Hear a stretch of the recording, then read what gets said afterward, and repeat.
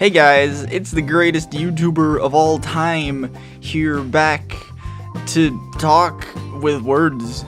Yeah, today, what you can probably tell by the background, we're gonna be talking about, I'm gonna be talking about Overwatch and some things to do with that. So if that's not your cup of tea, don't worry. I'm gonna try to make this as general as possible and not like specific into, this balance change and, because of this percentage time on the angle of calculation of one bullet from this character, which may No, I'm not gonna do that. No, I'm just gonna kind of keep it general and, interesting, and not boring and not, Alright.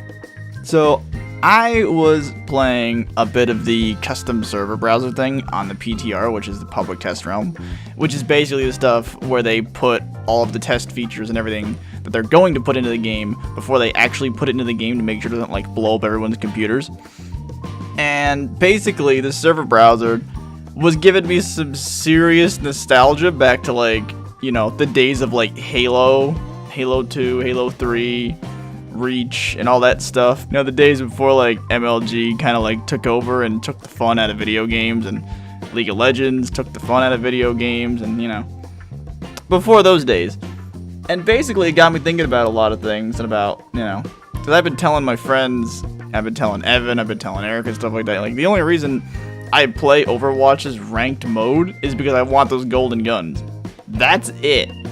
I don't like to play ranked in Overwatch. It's not enjoyable. I just want those golden guns, and that's the only way to get it. So this got me thinking that why not have something like that for custom games? Why not have the equivalent of a golden gun or a cool skin for your weapons or whatever be exclusive to custom games or arcade mode or something fun like that, so that you don't have to play, ranked to get something cool for your character. So say you could, go to custom games and you can queue up and you can play a bunch of games and, depending on how many, you play, really, you get, I don't know, something crazy like a metallic, rainbow gun skin or something. Just something ridiculous. You can get something that is still kind of cool, but also more goofy because, you're playing custom games. So that people who play a lot of custom games have, something cool, and it'd be, if you take it into ranked or whatever, and you play ranked, people, they see your gun, they're like, oh yeah, you play a lot of custom games, that's cool. Now, obviously, the ranked community will probably hate on, people who play custom games, but, there's always the magical mute button, which is my favorite button in the game. So yeah, I just thought that was a pretty good idea. Just mulling around in my head, it doesn't need to be a rainbow gun. It could be a silver thing, a silver metallic skin with I don't know, stripes or something on it. It could just be something for custom games. So that they don't have to play ranked to get something cool for their character. I think Overwatch is inherently a fun game. I mean, yeah, it's supposed to be competitive and stuff also, but I know a lot of YouTubers who were talking about, or at least one or two of them who were pretty big, were talking about how Overwatch was this super competitive game from the start, and oh man, I thought it was gonna be casual, but it's actually, no, the game is casual. That's not anything that's ever changed. The game is designed for casual. The competitive wasn't even implemented until, a month, I don't remember exact time frame, but it was 2 weeks or a month or something like that after the launch. Or it took a while for them to even get ranked mode set up. The game was designed to be fun and crazy in the beginning. There weren't even hero limits or anything like that. Which basically means you can only have one hero per team, one character select per team. So only one person can play this character.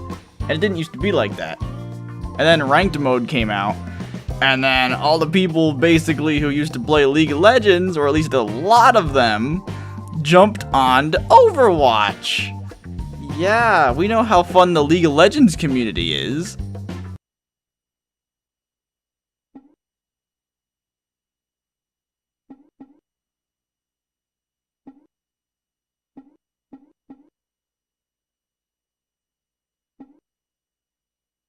So when that happened and ranked mode got implemented, it kind of went downhill for a little while because all the people were coming from League and they started to think they knew what they were talking about, and they started to say things like, oh, this character's viable and this character's not viable. And it was kind of just like the biggest pile of just horribleness that you could possibly imagine for a long time until about Season 2. And Season 2 was probably the height of the game because Season 1 was kind of messy because all the people from League and it was pretty toxic. And by toxic, I mean everybody just like getting angry at each other for really stupid reasons and then just like sticking to those reasons for the rest of the game. Or like, you know, going AFK or like leaving the match or whatever. And then, you know, Season 3 rolled around, which was the last season, which just ended like a week or two ago. I don't know when this video is going out. And Season 3's meta, quote unquote, was pretty much defined. There was a meta. There was the triple tank meta, which was, you know, 3 tanks, namely Roadhog, Reinhardt, and, you know, Anna as your healer, because she had some serious healing problems in terms of tank healing, which is insane. And this Soldier 76, who got buffed for basically no good reason, and they still refused to nerf him for unknown reasons. And then after they finally nerfed the whole like triple tank combo thing, you still have people playing it, you still have people fighting for it, and all that stuff, and it's just a mess. Like, okay, this is a problem that's not just Overwatch though. This is a problem that stems from this idea that there is a meta. And a metagame, the concept behind a metagame is basically this. A metagame is, quote unquote, the best way to play the game. Now that is, as you can probably guess, very, very loaded in its statement. You're already suggesting that there is a best way to play the game instead of, you know, anything else. But the big problem with that ruins people's perceptions is when their idea of a metagame is still flawed. Like, they believe that certain characters are viable or not viable in terms of current standings, which means that they look at a character in the select screen and they just completely disregard that character as something that can help them win in any way. So as you can see, that creates kind of a problem in a game designed around characters that are supposed to be, you know, interacting interchangeably.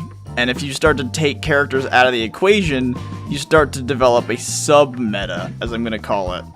Which basically, if these characters aren't played and they're designed to counter your strategy, which you're using, that you call a meta, then no one finds the counter to your strategy because no one's playing the characters that counter your strategy. So you basically create the meta through some ridiculous means, then everyone believes you because no one plays characters that counter them or no one tries strategies to stop it because they just don't know how to do it because they just are being told that this is the best way to play the game. And then even at higher ranks, completely separate from this whole meta idea, which maybe actually isn't, basically I've heard this thing where players will look at your past skill rating, like say you were platinum, and that's like, and a tier rating that's like, you know, lower than say master or grandmaster or something like that. And they will see that because your skill rating is, I don't know, diamond or platinum last season, let's say platinum for sake, and you're in masters right now, they will actually go out of their way to look at your past season and they will judge you and your entire performance and then stick to that shallow judgment the entire rest of the game and say that you don't belong there because you're not following their meta. That ain't the meta also includes things like, you know, how you're attacking, these preconceived notions of when you should be grouping, when you shouldn't, which is an entirely different thing I'm not getting into because it's just a whole other topic and it's not really that interesting to talk about. So basically, you've got a lot of players, even other YouTubers, who follow this idea that there are players that just, they don't belong in my rank because of XYZ excuse. And it's just like, dude, they're in your rank. It doesn't matter. Like, unless they got, like, I don't know, carried by a boosting system or something like that, they are your rank. You just have to accept that. Like, I've never seen more people in denial about this skill system in my life. And the first thing I think something we all agree on in the community is we'd like to see some more consistency with how the matchmaker works, whether it be dependent on your rank or the teammates that you get, all of that good stuff. We'd like to go through why it's not consistent and also offer up some solutions for that. In 2CP, there are many times where you should actually be regrouping and waiting and not engaging on anyone. But with how the current system works, if you're doing trash damage and feeding enemy ultimates, that actually inflates your MMR in your favor, whereas for the win condition, you're actually doing the opposite. You're effectively throwing the game. So it does, of course, help that the meta now is completely different, and I'm back on a win streak again, to a point where I feel that I can make impacts on the game, luckily, because so many more heroes are viable again. But I don't think there ever should be a case. If you get unlucky and have a few teammates that throw in a row, or just have a team that's objectively worse than the enemy teams, you are going to lose. Why should that sink you down faster? So it's just kind of frustrating, and, you know, to deal with that whole mindset and yada yada yada, but, you know, you deal with it. It's whatever. So anyway, I hope, you know, I was informative without, you know, being way too specific or boring in some way or something like that, or anything like, you know.